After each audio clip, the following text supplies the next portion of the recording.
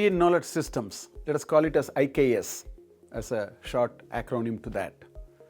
Before we even try to understand what is IKS, what does it contain and so on, I think it will be very useful to start by asking, why do we need IKS? I think we should spend a little bit of time on that, and then let's get into the other details. As we know, IKS has a very long history.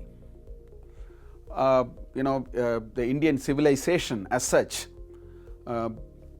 is been there for a very long time. Modern Western scholars have dated it anywhere between 5,000 to 8,000 years back, whereas if you look at the indigenous sources and the belief systems and so on, according to them it is a very, very ancient period, almost time immemorial. So anyway, the point that we need to understand is that a country with a very long surviving civilizational history ought to have accumulated knowledge over its long period of existence. I mean, it's a simple idea, right? People are there, they think through it, they come with new ideas and so on.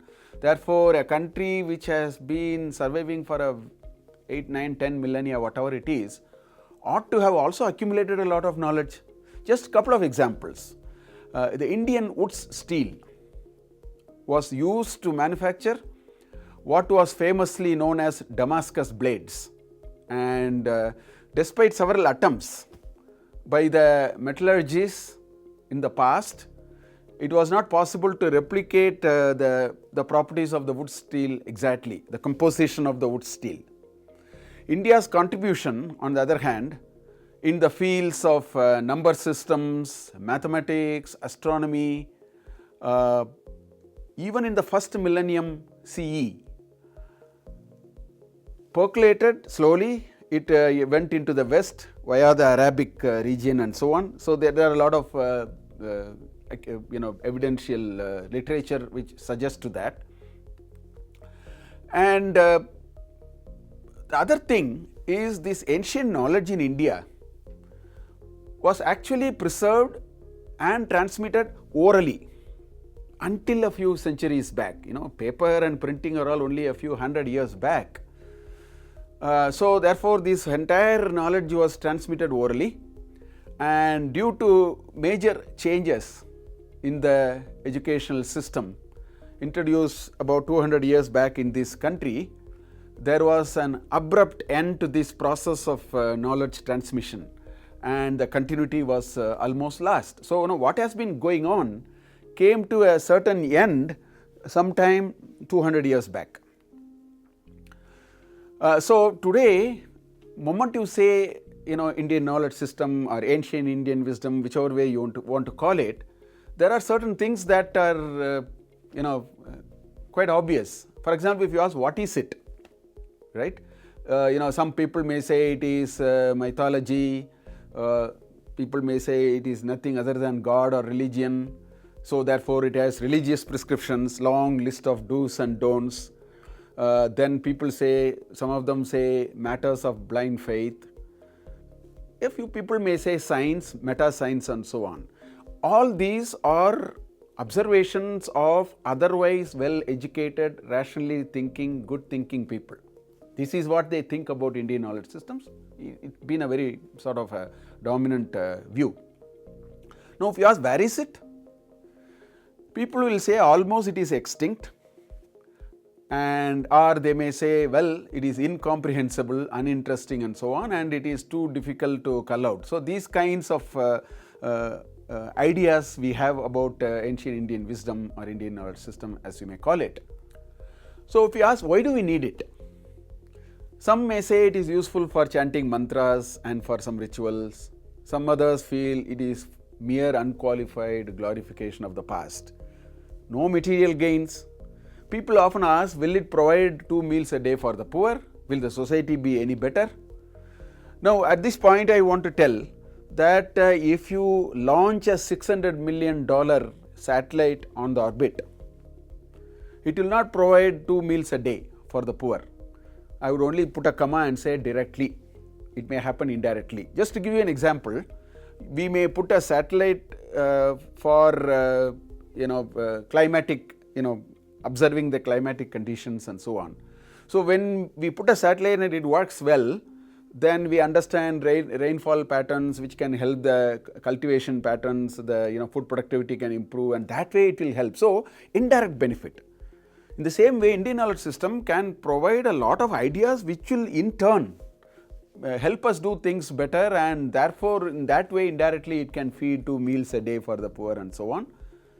There are a few people who also think, well, Indian knowledge system has something useful, certainly, but we can always translate them into English, translate it into some other language and then read it. Why do we have to, look at it in original and so on? So these are some of the popular thinking that we have.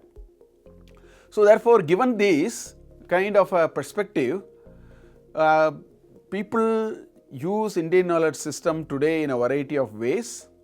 What they do is they probably keep it in a puja room, because it's after all religious and so on.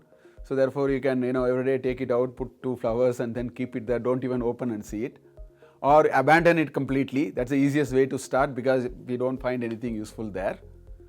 Or use it simply for taking positions without even knowing what it contains. So there are people who talk about certain scriptures and they take positions without really knowing what it contains, or simply use it for glorifying the past. So these are the ways by which Indian knowledge system is used, whereas in this course we want to actually go beyond all these and show something very useful and interesting that we can get out of Indian knowledge systems.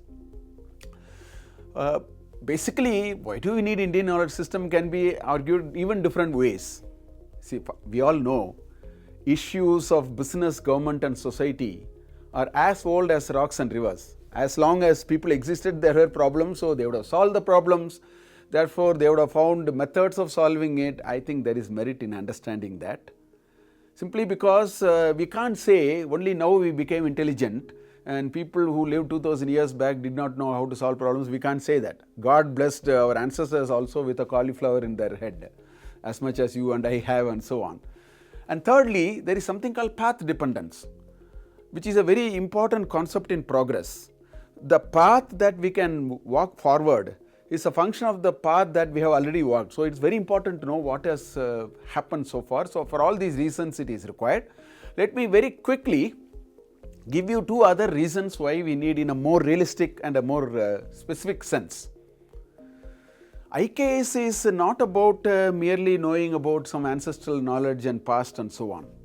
It's very important to protect received wisdom, because there lies economic security and national pride. And it is very important to document traditional knowledge, to provide evidence of prior knowledge and so on. So you may ask, why do you need all these?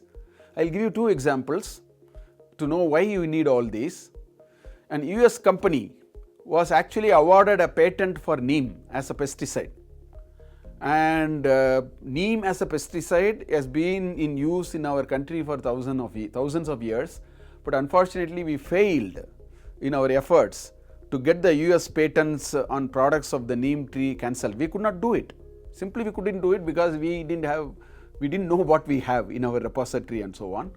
Another example on the other side is CSIR, our Council for Scientific and Industrial Research, successfully forced the US Patent Technology Office, USPTO, to revoke a patent it granted on use of powdered turmeric for wound healing. But it required a lot of effort. We have to go back to our corpus and then read and understand and establish that we knew this knowledge much before than what was being claimed. So therefore, we need Indian knowledge system for a variety of reasons. It defines the context for several aspects of day-to-day living for every individual. It is a manifestation of human intellectual achievements regarded collectively over by the society over a period of time. We need that. And without this continuity of thoughts, it will be very difficult to make further progress, as I was already saying. And we can avoid reinventing the wheel in some cases. And this knowledge is very, very important because we are in a global intellectual property rights regulation and patent laws regime. So we need it. It's very, very important for us to have it.